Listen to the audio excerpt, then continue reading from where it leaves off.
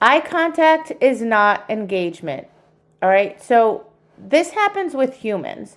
I'm sure everybody's had this experience where you're standing or sitting across from somebody, you're looking at each other, right? Eye contact, you're talking, and you can tell the person's not listening. We've all had that experience, okay? Now, the same thing happens with dogs. It's just that we don't pay enough attention and we kind of equate the dog's eyes on us with engagement, and that's not correct.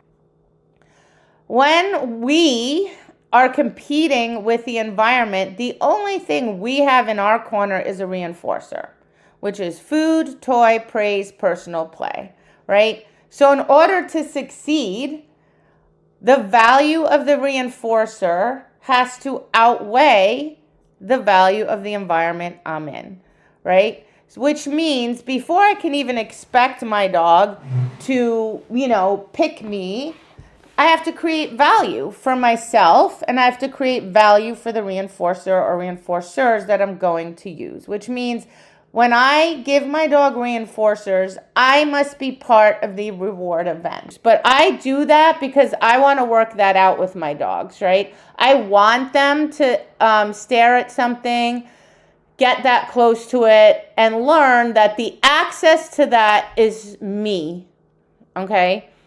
And this way, they learn how to do the same behavior on leash as off leash, right? I'll also add people. The person's just neutral, right? The person does nothing. The person should not make eye contact with the dog.